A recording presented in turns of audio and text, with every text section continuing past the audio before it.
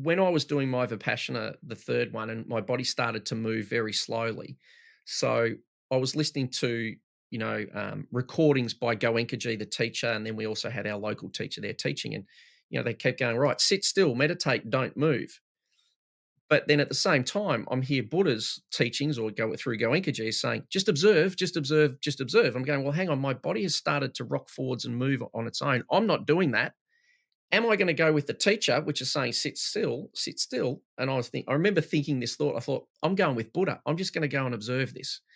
So in the observation, then the movement started to happen. And to be clear, there's real value in not getting carried away. And I look back now and go, right, I got so excited about how good it felt. And so I'm falling into the kind of craving away from the, trying to get away from the pain. But that sense of the ability to be able to sit still, but also to be able to move. And, for me, the example of the ancient samurai warriors. So when we think about, samurai warriors, they're famous for having superhuman strength and being able to jump onto buildings and be supple like a cat, but then be like Zen masters the next moment.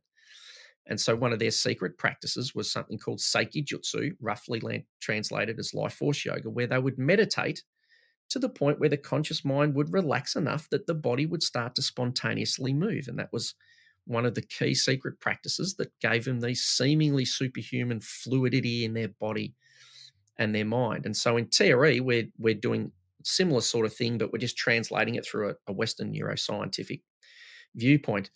And David Berceli, the TRE founder, one of his great gifts, Luke, is that because he traveled around the world in so many different cultures, rather than seeing this shaking phenomenon in one perspective, like this is, it's a trauma release, or it's the entering of the Kalahari Bushman would say that the nom, I can't do their their clicky sounds, but it's like, or the Christians would say this is the Holy Spirit moving me, or someone else would say this is a devil releasing me, or someone else would say whatever, whatever it is, it's Kundalini, it's Chi, it's all those different interpretations. None of them are wrong, by the way, but his great gift was to see that this is a human organism response, and then we each make our own interpretations.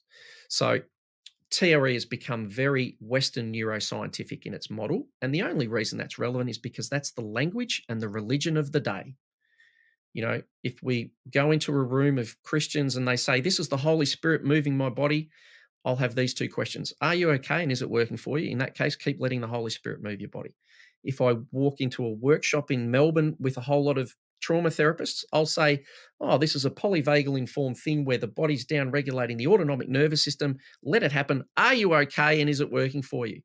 And so, as I say, David Berceli's gift was to see this innate response in the body that's there regardless of our culture or our belief system or our interpretation. So I often sort of like to make this point in my workshops after explaining all the neuroscience and telling the stories of the polyvagal theory and the fascial systems.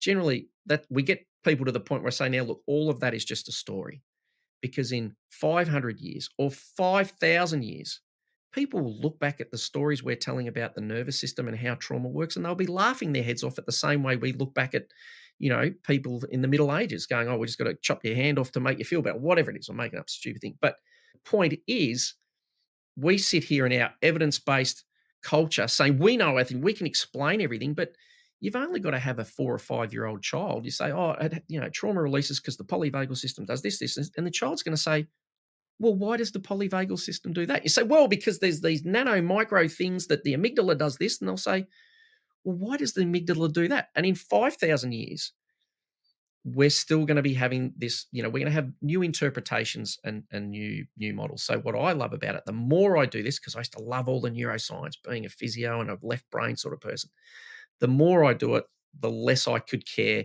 because ultimately the body doesn't give two hoots how you explain it or how you interpret it. It just needs an opportunity to be allowed, and then we let the wisdom of the body to lead the process.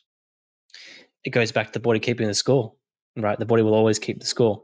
Doesn't matter if you decide that you want to do X, Y, Z, your body will always rule, I think. And just an observation, what you said there, a more, not modern, but a more modernly phrased way of doing it might be in the spiritual communities, they do lots of breath work.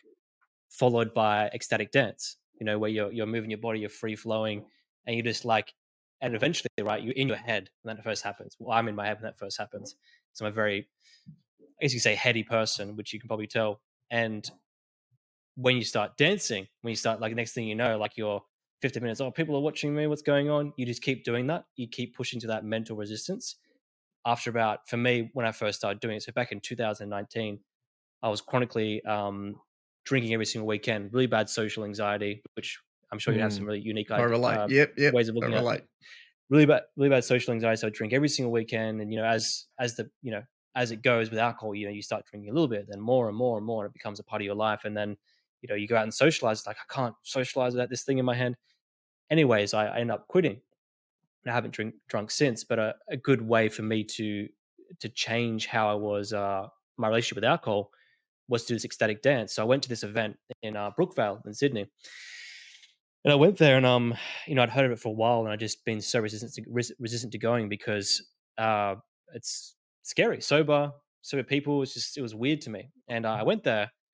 I went on the dance floor. I remember being on there. I was kind of like, oh, I'm trying to dance. The next thing was, now I'm trying to dance to show the people that I can dance. The next Yep. phase was, I'm just dancing. Yep. I'm just fucking dancing. I'm just like, I was just flowing my body, and then an hour later I was still going, and I just, all the social anxiety went away. Like, this whole relief through my body went away, and I felt people. For one of the first times in my life, I had a few other satori experiences in my life before that, but for the one of the first times in a movement sense, I was like, wow, like, I feel everything. Thanks for watching this clip of the Getting Mental podcast. If you like this clip, check out the full episode here, or more clips here.